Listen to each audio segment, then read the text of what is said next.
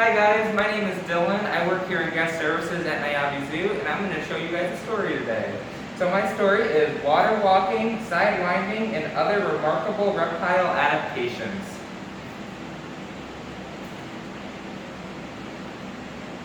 Reptiles have many remarkable adaptations that help them survive.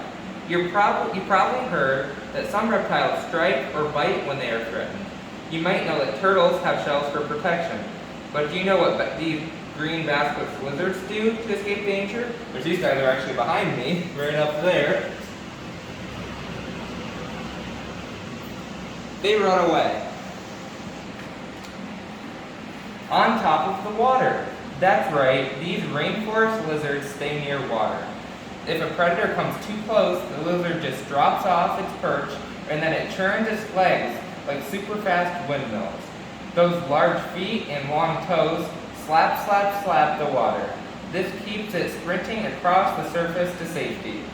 Even if they do sink, the basilists are good swimmers too. Other reptiles take to the air to flee from danger. Darko lizards have flaps of skin on their sides between their arms and legs. When threatened, the lizard simply jumps from a branch, spreads its limbs, and glides to another tree, one without any rivals or predators. Also called flying dragons, these lizards can leap 100 feet between trees. While in the air, they use their tails to steer.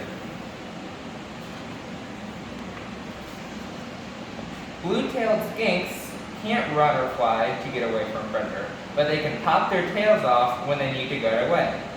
A skink can leave behind a wriggling, twitching blue tail that distracts the predator. Off goes the skink to safety. No tail, no problem, it grows back. The blue-tailed skink is a type of lizard. A thorny devil lizard The thorny devil lizard's trick to staying safe is its skin. These lizards are spiky and thorny and downright prickly looking. No predator wants that stuck in their throat. Thorny devils live only in the dry deserts of Australia. They are 4 to 8 inches long. Thorny skin is helpful in another way. It collects dew at the base of the spine. Then, the grooves in the skin channel water to the lizard's mouth. That's pretty cool.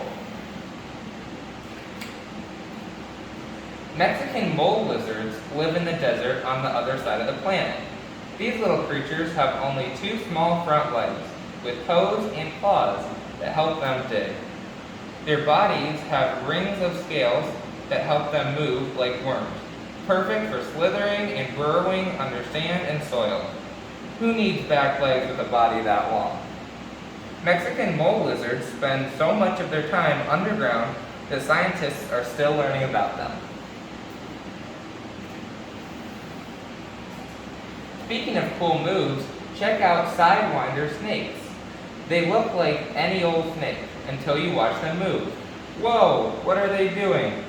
That twisty sidewinding motion is a super useful adaptation. It keeps the snake up off the hot desert sand. No one wants a burned belly, not even a snake. That funny looking sidewinding motion is a quick way for this snake to get around. Deserts make creatures thirsty. Good thing Gila Monsters have bladders that act as water bottles.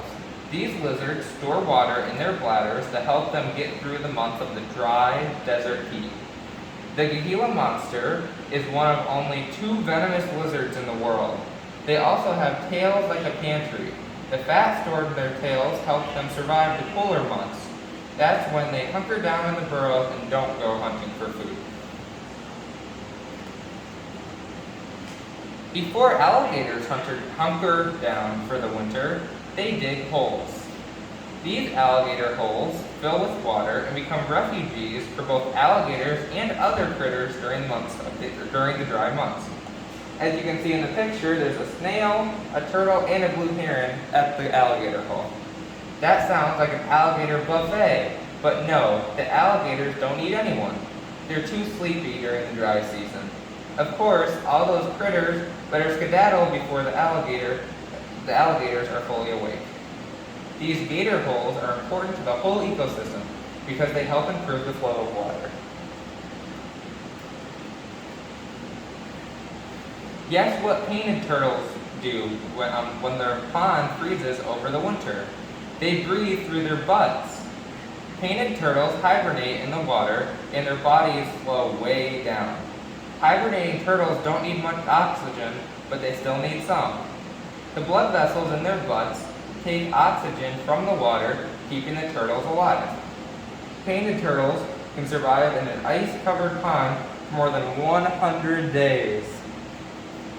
You gotta come check them out in the koi pond. That's where they're at around here. To stay alive when there's little food, marine iguanas have a unique adaptation too. They shrink. But they don't just get skinny, they get shorter too. When there's more food, they get fatter and longer again. They switch back and forth from shrinking and regrowing as long as they live.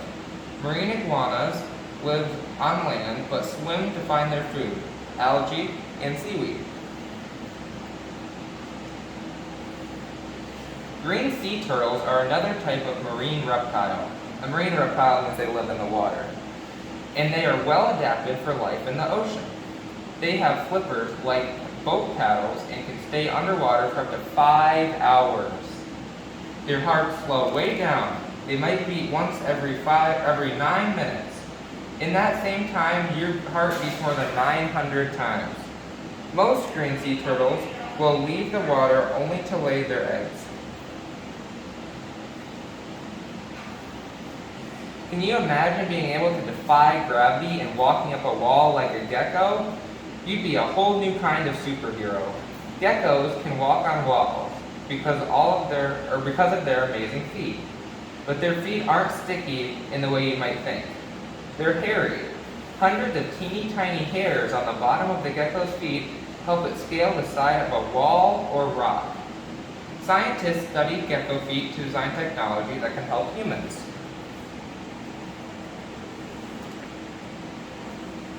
One of my personal favorites, what could be cooler than hairy feet? Chameleon tongues. Chameleons use their 360-degree eyesight to zero in on one meal. Once they spot prey, they lash out their elastic, spring-loaded tongues. These extra long tongues are so quick and insects are gulped before they know what hit them. Talk about fast food. The end of a chameleon's tongue is like a sticky suction cup. Remarkable adaptations help all reptiles survive in their environment, and every day scientists are discovering more.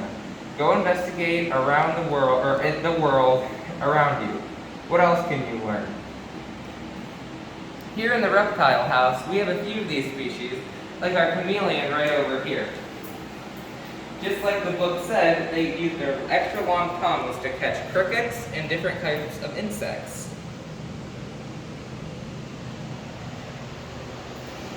Thank you for listening today.